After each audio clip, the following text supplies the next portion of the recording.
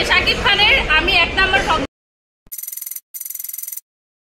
ফাতেমা তো এরকমই হওয়া উচিত, তাই না?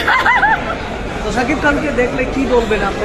বুবলি আপু, বিশ্বাস আপু এক সময় ছিল, কিন্তু এখন কিন্তু আর তারা নেই। এখন আমার মনে হয় যে এই সব কিছু ফেলে এখন আমি হচ্ছে একমাত্র যোগ্য, ইভেন হচ্ছে আমারই নায়িকা হওয়ার যোগ্যতা আছে। আমার ইন্টারভিউ যারা শুরু থেকে নিচ্ছে তারা সবাই জানে যে শাকিব খানের আমি এক নাম্বার ভক্ত। যদি খাঁটি কোনো ভক্ত থেকে থাকে সেটা হচ্ছে আমি। অনেক ভক্ত পাবেন, ওইগুলো হচ্ছে অস্থি বস্তি, ওইগুলোর কোনো দাম নাই। আমার ভিতরে কোয়ালিটি আছে, যার কারণে আমার মনে হয় যে যদি কেউ সিনেমা করতে পারে সেটা একমাত্র আমিই পারবো। ফাতেমা তো এরকমই হওয়া উচিত, তাই না?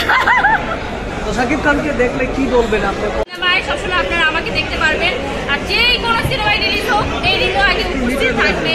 আর সব থেকে বড় কথা হচ্ছে যে এইটাতে এত কিছু, মানে এই সিনেমাটা আমার দেখার আগ্রহ কেন, আমি জাস্ট দেখতেছি যে একটার পর একটা গেট আপ, একটার পর একটা গেট আপ, মানে এই গেট আপের কারণটা কি, এটা আজকে আমি সিনেমা দেখবো, দেখুন আপনাদের সাথে শেয়ার করবো। বুবলি আপু, বিশ্বাস আপু এক সময় ছিল, কিন্তু এখন কিন্তু আর তারা নেই। এখন আমার মনে হয় যে এই সব কিছু ফেলে এখন আমি হচ্ছে একমাত্র যোগ্য, ইভেন হচ্ছে আমারই নায়িকা হওয়ার যোগ্যতা আছে। আমি কিন্তু সেটার জন্য হচ্ছে নিজেকে ওইরকম ভাবে আমি তৈরি করতেছি। জেলখানার কয়েদি একবার দেখি যে সে একটা সন্ত্রাসী, মানে এই জিনিসটা আমি শুরু থেকে ফলো করতেছি, যার কারণে আমার এই গেটআপগুলো দেখে আমার মনে হলো যে আমার এই সিনেমাটা দেখতে হবে, এই সিনেমাটার ভিতরে কি আছে আমার সেটা দেখতে হবে। ইভেন হচ্ছে গানগুলো দেখে যে প্রচন্ড বাজেটফুল গানগুলোতে অনেক বাজেট তারা হচ্ছে দিয়েছে। তো এত বাজেটফুল একটা সিনেমা আমি দেখবো না, সেটা তো হতেই পারে।